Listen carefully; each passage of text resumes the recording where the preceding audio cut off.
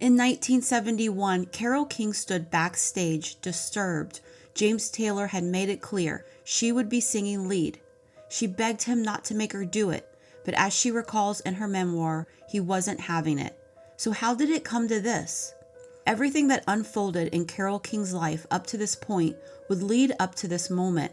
She would call it the most important moment in her career and one that she never saw coming. To understand why it got to this, we must go back to Carole King at age 15, opening the phone book to look up record companies to get the address to Atlantic Records. The very next day after school, she got on a train in a pink sweater set, a black poodle skirt with bobby socks and sneakers, and walked into their office to ask for an audition of her songs. She auditioned for famed producers Jerry Wexler and Ahmet Ertegun, who told her she had talent but to come back when she had more songs. She thought, well, at least they didn't say, don't call us, we'll call you. The next day and every day after, she called A&R Records to ask for an appointment to audition her songs until she got one. She auditioned for Don Costa, and to her surprise, they gave her a contract on the spot, for her parents to sign, of course. It's clear that a teenage Carole King can see what she wants and is not afraid to go for it. The only thing that can stop her at this point is herself. When she enters Queens College at age 16 in 1958, where Art Garfunkel and Paul Simon are also attending, she has a drawing of her ideal boyfriend in her pocket. When he walked into the student union where she was trying to ignore her intense cramps, her heart skipped a beat. Her friend introduced Carole to her ideal boyfriend, Jerry Goffin, and soon he offered to drive her home. They stopped for cigarettes and Midol as they talked about music. He liked jazz and thought rock and roll was temporary. Jerry tells Carole that a lyric's gotta have a deeper meaning with emotional impact. She wanted to tell him about the emotional impact rock and roll gave her, but she said nothing.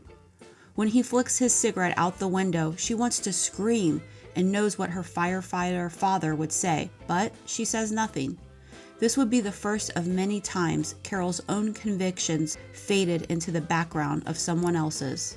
After Jerry opens up about writing lyrics to a Broadway musical, she can no longer contain herself and tells him about her audition and contract with A&R. She tells him they are looking for a follow-up song for Mickey and Sylvia when he says, "Why don't we write a song for them?" That moment would change both of their lives forever. They would soon go on to become one of the greatest songwriting duos of all time. Soon, 17-year-old Carole King is married to 20-year-old Jerry Goffin. Their first apartment was so small, Jerry joked that he could turn on the shower and open the fridge at the same time. Jerry wrote most of the lyrics while Carole composed the songs at the piano. They churned out songs in hopes of $25 songwriting advances while working their day jobs, with Jerry as a chemist and Carole as a secretary. Carole is pregnant when she bumps into her old friend Neil Sedaka, who tells her she should go meet with Don Kirshner and Al Nevins at Alden Music. Since Jerry can't take off work, a pregnant 17-year-old Carole goes to audition alone. She sits at the piano and plays them songs as Al applauds loudly and Don winks at her in between each song. The following day, she returns at their request with Jerry, and they walk out with a $6,000 advance for a publishing contract to be taken from their future songwriting royalties. At that moment, they feel rich, but have no idea of the deal they signed, as it included the copyright of all their songs together and separately. But nonetheless, they were able to move to a bigger apartment and pay off their debts. Jerry and Carole would occasionally have to take their daughter to the recording studio with them when they didn't have a sitter. They were stuffed into cubicles playing the songs they wrote the night before. Carole remembers. Every day we squeezed into our respective cubbyholes with just enough room for a piano, a bench, and maybe a chair for the lyricist if you were lucky. Each songwriting team was working simultaneously in these cubicles, writing and recording demos of their songs. She says that is why all the songs sounded similar. Then they would go wait their turn outside Al's office to play their songs for Don Kirshner, who would decide if the song would be recorded. She describes it as a fierce competition. One day, Carole's waiting outside the office to play Don their song while Jerry's at work. After hearing the song, he sends her upstairs to Scepter Records to play it for them. At just 18 years old, Carole and Jerry wrote their first #1 song for the Shirelles with "Will You Love Me Tomorrow?" It would stay in the top 10 for 7 weeks. They would give up their day jobs to become full-time songwriters. Tonight you're mine completely. By this point, Carole King seems unshakable, but she starts to feel the physical internal tug of war as she is managing a demanding career with a commute to the city every day and managing a home and baby while hoping the babysitter will show up. Soon their second child is born. Next came another number one, The Locomotion, which has also made it to the top 3 in 3 different decades, including versions by Little Eva, their former babysitter, in 1962, Grand Funk Railroad in 74, and Kylie Minogue in 88. Come on, do the locomotion with me. You gotta swing your... Jerry is soon assigned to new responsibilities of producing other artists, which Carole also participates in but does not get credit for on the records. She says nothing. At this point, Carole is beginning to lose close sight of herself as she is taking on so much in her roles at home and at Alden Music. Then the song, It Might As Well Rain Until September, was originally written for Bobby V, but Carole recorded a demo of her own, and Don Kirshner liked it so much he released that version instead of Bobby V's version in 1962. The single made it all the way to number 22 in the US and number 3 in the UK. This is the first sign that she might have a bigger role to play in music than just songwriting. What should I write? What can I say? Carole King had 2 small children and did not have any interest in traveling the country to promote the record. Despite that, Carole was ultimately persuaded by Don and husband Jerry to appear on Dick Clark's American Bandstand, where she lip-synced to the record, and unlike many other performers who were given good ratings, she was given a dismal rating of 42 out of 100 by the Bandstand kids.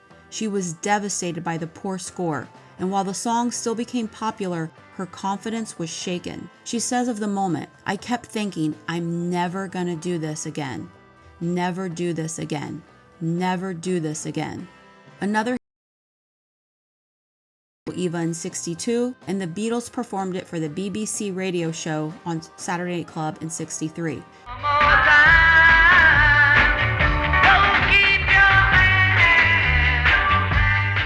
Jerry and Carole wrote the song Chains, performed by the Everly Brothers and later the Beatles. Chains, my baby's got me locked up in chains. Carole would meet the Beatles at a party in 1965 in which she describes each of them fondly, except for John, who she says made a rude remark to her in front of a group of people, which she says she doesn't remember, but maybe shows grace in not repeating. The comment hurt her so badly that she left the party and never forgot it. She would get the chance to confront him about it years later. We'll get to his surprising response shortly. Other hit songs by Goffin and King during this period are the upbeat I'm Into Something Good, written for Earl Jean, but you're probably more familiar with Herman's Hermits version. Well, yeah. Something tells me I'm into something good. One Fine Day, performed by the Chiffons in 63. One fine day, you look at me. The iconic Up on the Roof for the Drifters, inspired in part by the rooftop scenes in West Side Story. When this old world starts getting me down and people are just too... They co-wrote Just Once in My Life with Phil Spector for the Righteous Brothers in 65. Baby, say that you'd be staying 'cause... And the irresistible sarcasm of Pleasant Valley Sunday for the Monkees, inspired by Carole and Jerry's move to suburban West Orange, New Jersey, highlighting themes of conformity, materialism, and the pursuit of status symbols.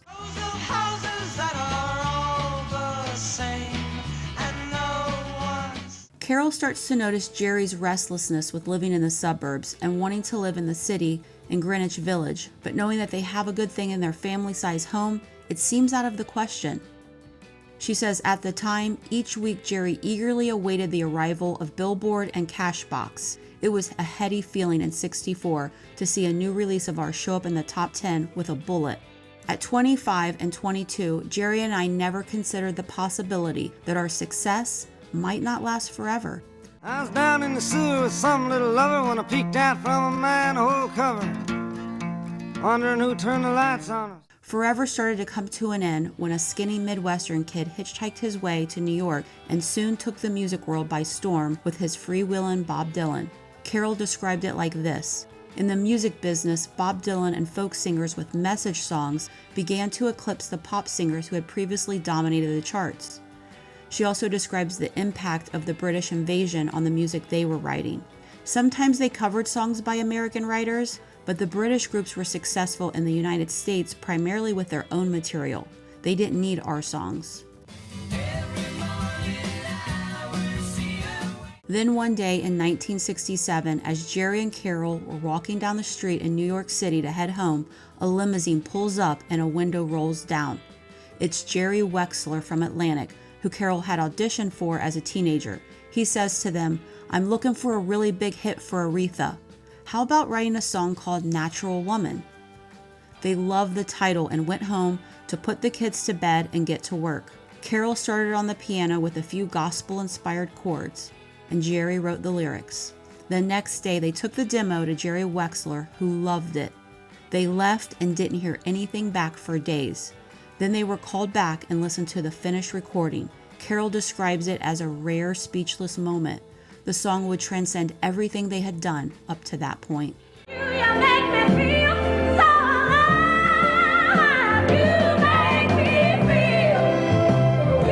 While they had huge success in their careers, Jerry and Carole started to have troubles in their marriage. And when traditional life began to be questioned in the mid-60s, she recalls Jerry experimenting with psychedelics. She couldn't understand how someone in a marriage could abandon their once-held values for drugs and extramarital relations.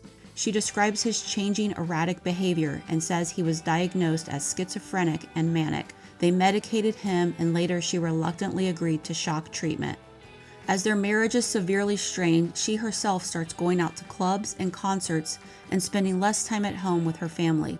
At this point, Carole is admittedly confused about herself and hoping her family will be able to survive the turmoil. In 1967, when Jerry Wexler signs a 25-year-old Carole King to Atlantic Records, she is not the same wide-eyed, optimistic girl that stood in his office in a poodle skirt and played piano and sang songs at 15 years old. She says to him, "Can Jerry produce me?" Then, "You know I'm a songwriter, not a performer. And I have kids, so I'm not willing to go out and promo." He understands and accepts. Yet when she was in high school, she auditioned twice for a performing arts school to be an actress. On the second audition, she got accepted. At that time, she knew and she insisted she wanted to be a performer. She sees herself as a 42 ever since that Dick Clark rating by a bunch of teenagers. Carole has in 10 years shifted from walking into Atlantic offices as the main character in her story to the supporting character in so many others. She has lost sight of her own tale that is waiting to be told. On her way home, she stops in Greenwich Village and notices families with kids running around the park. With her new deal, maybe now is the time a move to the city could work. When she gets home to talk to Jerry about them finally being able to move to Greenwich Village, he breaks the news to her that he is moving to California without her. She collapses into tears after he leaves and realizes the mythical man that she believed in her mind that would live their storybook ending together just walked away, leaving her to pick up the pieces herself and put together a different puzzle altogether. Things moved fast as she sold their house and stood brokenhearted in empty rooms, watching the memories with her young family replay. Whenever she was asked where she was when Kennedy was shot, it was in this home. The following year, in 1968, Carole and her daughters moved to Wonderland Avenue in Laurel Canyon, California. She rents a 2-bedroom house for $225 a month with a small home over the garage. For the first time in a while, Carole is claiming control of her life among her fellow musicians, living amongst the eucalyptus trees in Southern California. She enjoys driving down the winding canyon road in her '68 Mustang convertible, past the homes tucked away in the hills, hearing music flowing from all directions. She is focused on her kids and her music. Her neighbors are Joni Mitchell and Graham Nash on Lookout Mountain, Frank Zappa in the Tom Mix cabin on the corner of Lookout and Laurel Canyon, and the birds on Horseshoe Canyon below the elementary school. Her kids describe to her a local lunatic that they can see from their school who flies around the canyon on his motorcycle wearing a purple velvet cape. The likely suspect? David Crosby. Carole begins writing songs with Tony Stern, a neighbor and writer. Some of their most notable collaborations include It's Too Late, Where You Lead, and It's Gonna Take Some Time. Stayed in bed all morning just to pass the time. There's something wrong here, there can be. Then before long, she reconnects with another man, Charlie Larkey, the bass player from the Fugs. They are soon living together in her Laurel Canyon home. He is 5 years younger than her. They start a trio and audition for Lou Adler, who calls her and says he would sign her, not the band. She returns to her "I'm not going without my man" stance and the familiar "no tours, just albums." Lou agrees. They recorded the album Now That Everything's Been Said as The City for Ode Records. Now that everything's been said, now that everything's been done. She is happy to be part of a band which gives her more security and collaboration. They felt confident the album would be a huge success, but it didn't chart. Soon, Charlie moves out. Carole's confidence is shaken on multiple levels. Lou calls Carole into his office and suggests that she records a solo album so she can at least get her songs out there instead of waiting for someone else to record them. She agrees. When her friend suggests that she has what it takes to be a star with a #1 record, she says, "I don't want to be #1. There's no place to go but down.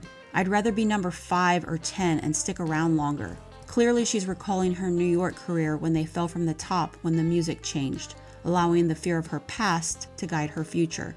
Then Charlie had a change of heart and wanted her back. They married in 1970 in her front yard. She was 28 and he was 23. As she mingled during the reception, she couldn't help but notice that some of his friends weren't much older than her daughters. She had reconnected with ex-husband Jerry Goffin as a songwriter, and he produced her album Writer. She was working on her solo album when she was reintroduced to James Taylor, who she first met in New York in 1967. Then in 1969, when Peter Asher, James's producer, formerly of Peter and Gordon, dropped him off at rehab in the East Coast, he went on to Los Angeles to assemble his band. Carole was invited as the piano player at a jam session with all of them, which she describes as transformative. That year, Carole played and sang on his album Sweet Baby James, as well as completing her own album Writer.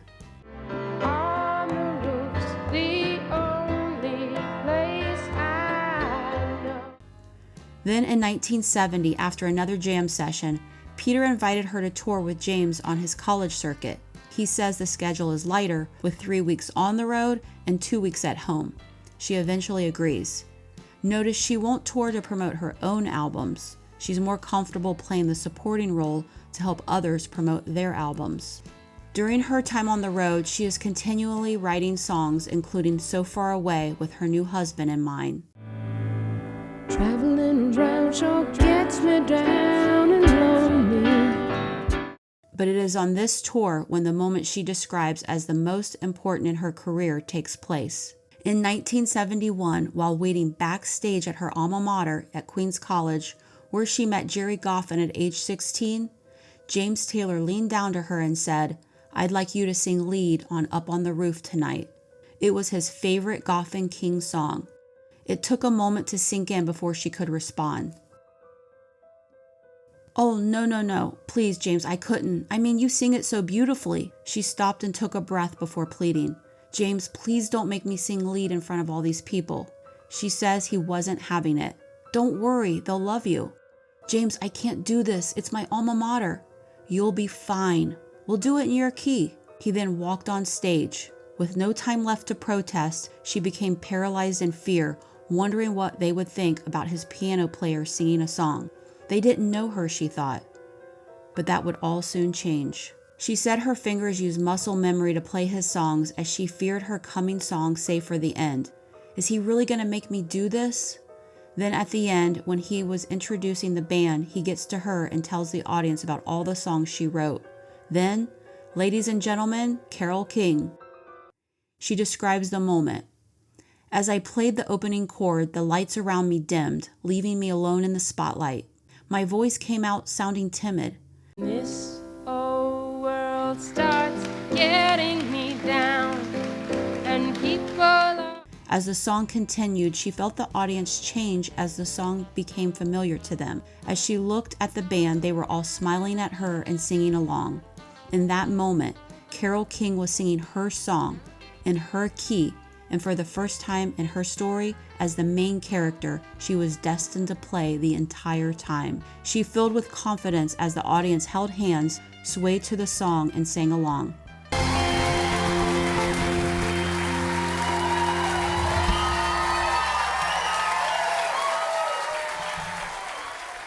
When the song ended, they wouldn't stop applauding. James waved her up as she took her bow. She knew that by James forcing her to sing lead that night, he gave her a gift that would last a lifetime, as she now saw herself as the singer, the performer, and not just the piano player or songwriter or composer with someone else singing her songs. After the tour ended, she went into the studio with Lou Adler as the producer and began recording her masterpiece, Tapestry. Lou helped her pick the songs, which even included Natural Woman, a major feat to sing a song that Aretha was so well known for. You make me feel like a natural woman. At A&M Studios at that time, the Carpenters were recording in Studio A, Carole King was in Studio B, and Joni Mitchell was recording Blue in Studio C. Both James Taylor and Joni Mitchell sang on the album. When Tapestry was released, it would go on to become one of the best-selling albums in music history, staying at number 1 for 15 weeks in 1971. I feel the earth move under my feet. I feel the sky tumbling down. While Carole would rediscover herself and her career, her personal life was another story. She had 2 children with Charlie before their marriage ended. She moved to a new neighborhood with neighbors Cheech and Chong, along with J.D. Souther and Don Henley. Alone and depressed one night, she wandered over to a party the Eagles were throwing for J.D. Souther's 30th birthday. When she walked in, Don Henley was talking to a tall gentleman named Rick who was making Don a sheepskin coat. He was living in his van with his dog when Carole thought nothing of inviting him and his dog to her house. They would go on to date and eventually get married. The relationship would become her most volatile yet. Rick controlled her every move and didn't let her out of his sight. Her friends and family didn't like how he was always right there. She looked past that. One night out of nowhere, he asked who she had been talking to on the phone. While she was folding her clothes, he hit her with such force that she collapsed to the floor. She was shocked. He then sobbed like a baby and made her feel sorry for him. It would be the first of many. She slipped back into the familiar pattern of sidelining herself, this time for someone emotionally volatile. She even made the decision at Rick's insistence to once again move her family, this time to Idaho. He wanted to get away from the LA scene, and so did she. He believed he was going to be a massive music star, despite having no experience and with her help. Her oldest daughter, who was about to start her senior year of high school, refused to go and stayed back with her father and friends. This brings us back to the 1965 story about the comment John Lennon made. When Carole and Rick were at the movies one night while visiting New York, Carole went to the restroom and ran into Yoko Ono. They started chatting and she invited them back to the Dakota after the movie. Once back at the apartment, Carole notices that Rick really took to Yoko, seemingly to both understand what it was like to be vilified by other people who believed they were stealing the star away from their audience and loved ones. Carole seized the opportunity to ask John about what she referred to as the disrespectful comment he made all those years back. "John, do you remember meeting me a long time ago? Remind me. We met at the Warwick Hotel in 1965. When I introduced myself to you, you were very rude to me. Why?" He paused before saying, "Do you want to know why? It's because I was intimidated. You and Jerry were such great songwriters. I couldn't think of anything to say that didn't sound stupid, so I did what was comfortable and made the smart remark." "John, I'm sorry. I didn't mean to remind you of that night. It's just that I've so often wondered what was on your mind that night and wished I could ask you about it." "Well, that's all right then. No hard feelings, right?" In that moment, Carole felt relief and empathy.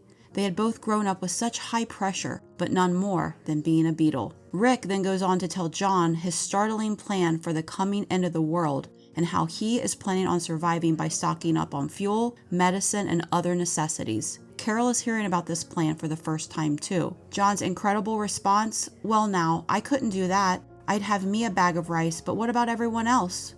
His comment deeply affected Carole, and she developed a respect for him in that moment that she never forgot, moving her to want to be a better person. She saw how happy he was with his family and felt devastated when he was taken just 4 years later. 2 years prior to that, Rick had lost his life to a drug overdose. That night in 1976, when Carole and Yoko ran into each other, they had no idea they would both be widows in just a few short years. Life is what happens to you while you're busy making other plans. Carole would go on to marry again, but that marriage too would end in divorce. In the end, her role as wife didn't turn out as she'd hoped. Maybe music was her real destiny. Carole King has released 25 solo albums, with Tapestry being her most successful, and has sold over 75 million records worldwide. She also became an actress just like she originally wanted in high school. She would remain a lifelong friend and collaborator of James Taylor. As she tours with sold-out concerts, turning on the lamp that sits on her piano to remind everyone that they are friends in her home that she is performing with, as she sings lead and they sing along and sway to the songs, just like they did on that night in 1971 when she let go of that old story she kept telling herself, where she was the supporting character in everyone else's success story. She slowly reclaimed her own story, which began when she searched through the phone book when she was 15 years old and walked into that record company like she belonged there, because she did and she knew it all along. She saw herself as an actress, a singer. She even saw her future husband in that drawing in her pocket. But then, when she got caught up in making everyone else successful, she lost sight of herself. There's a delicate balance we all play between the protagonist in our unfolding story and the supporting character in countless others. Sometimes those roles serve us, but sometimes they only serve others. You might appear as the colleague who everyone depends on, working late to not disappoint. The rival who is put down because someone else is intimidated by you. The person who challenges the status quo and is outcast for it, offering something essential that helps move their story forward as they see you. The challenge is we can start to see ourselves as the characters that others have us cast as and forget we have our own plot unfolding as we see it. But not everyone goes along with allowing others to write their story. It was like being in an Edgar Allan Poe story. You're just not that person everybody thinks you are, although they call you that all the time. When Ed Bradley asked Bob Dylan about this, he summed it up perfectly. It's a feeling you have that you know something about yourself nobody else does. The picture you have in your mind of what you're about will come true.